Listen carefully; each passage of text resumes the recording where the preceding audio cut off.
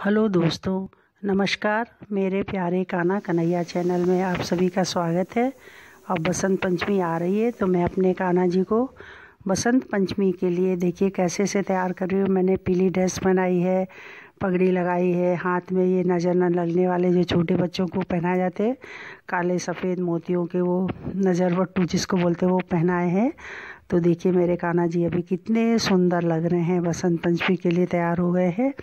और आप सब भी इसी तरह से अपने कान्हा जी को तैयार कर सकते हैं। तो और कान्हा जी के तैयार करने के साथ इनको तो इनका श्रृंगार देखिए, दर्शन कीजिए, इनका आशीर्वाद लीजिए। और मैं आपको सबको बसंत पंचमी की शुभकामनाएं भी देती हूँ। और थोड़ा सा जो मैं जानकारी है मुझे वो मैं आपको बताती हूँ कि बसंत पंचमी पर माँ सरस्वती की पूजा की जाती है। ये पर्व माँ सरस्वती को समर्पित है। हिंदू धर्म में माँ सरस्वती को ज्ञान की देवी माना गया है। शास्त्रों में ज्ञान को ऐसा प्रकाश बताया गया है कि जो हर अंधकार को दूर करने की क्षमता रखता है।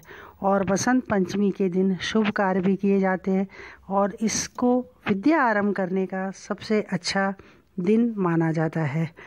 बसंत पंचमी पर पीले रंग का विशेष महत्व है। पीले रंग को उत्साह और उल्लास का रंग माना जाता है। बसंत ऋतु में सभी ऋतुओं में विशेष माना गया। ऐसा माना जाता है कि बसंत ऋतु में धरती की उर्वरा शक्ति में वृद्धि होती है। सरसों के फसल से धरती पीली पीली चारों तरफ बहुत ही सुंदर नज़र आती है और जो लोगों की आँखों को, हृदय को और मस्तिष्क को बहुत ही आनंद प्रदान करती है। बसंत ऋतु को ऋतुओं का राजा भी कहते हैं। सही मायने में बसंत पंचमी प्रकृति का उत्सव है। पीले रंग को दिमाग में एक पॉजिटिव सक्रियता देती है, इसलिए पीले रंग का महत्व है। बसंत पंचमी इस वर्ष 16 फरवरी को सुबह 3:36 से आरंभ होगी, जो 17 फरवरी को पंचमी की तिथि के साथ ही समाप्त होगी। माँ सरस्वती की पूजा करनी चाहिए। वाद्य यंत्र, पुस्तक आदि समर्पित करने चाहिए। इनको कला की देवी भी कहते हैं। और जो लोग भी हैं कलाकार हैं वो भी माँ सरस्वती की पूजा करते हैं। बच्चों को माँ सरस्वती के आगे अपनी पुस्तक वगैरह रख के और उसकी पूजा करनी चाहिए। और हमारे यहाँ तो इस दिन से कहते हैं कि गुड़ और सौंठ की गुजिया बनाती हैं। कहते हैं होली का उत्सव भी आज ही के दिन से प्रारंभ हो गया है और इसको समय गूंथना बोलते हैं।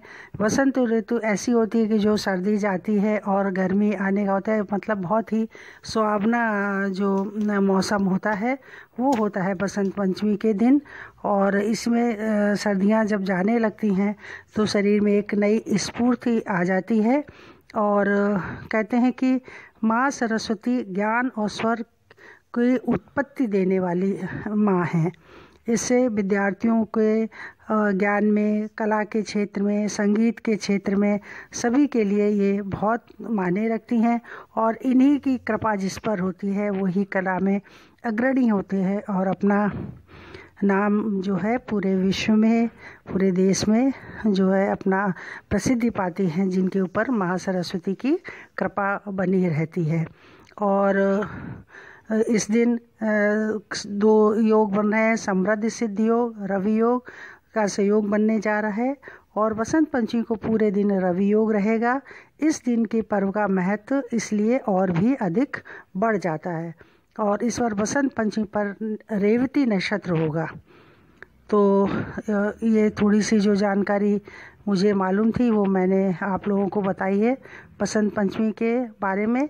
तो माँ बसंत पंचमी के दिन प्रातः जल्दी से उठे, स्नान करें, स्वच्छ धारण करके पीले वस्त्र पहने, माँ सरस्वती को भी पीले वस्त्र पहनाएं और आसन बिछाकर उनकी प्रतिमा रखें, धूप दीप पीले फूलों से उनकी पूजा करें और आशीर्वाद लें कि हे माँ, मेरे ऊपर अपनी कृपा बनाए रखना, मुझे ऐसे ही ज्ञान देना जिससे मेरा दिमाग विवेक से काम करता रहे। और उसके बाद पीले ही मिष्ठान से, पीले लड्डुओं से माँ सरस्वती का भोग लगाएं।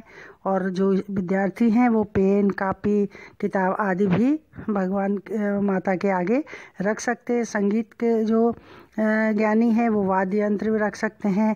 और माँ पूजा संपन्न होने के बाद भी माँ सरस्वती की स्तुति पढ़े कि माँ आप पर हम तो अज्ञान हैं, आपके बेटे हैं, अज्ञानी हैं, आप अपनी कृपा हमारे ऊपर सदैव ऐसे ही बनाए रखना। तो ये थोड़ी सी जानकारी माँ सरस्वती की बारे में जो मुझे पता थी वो मैंने आपको बताई है।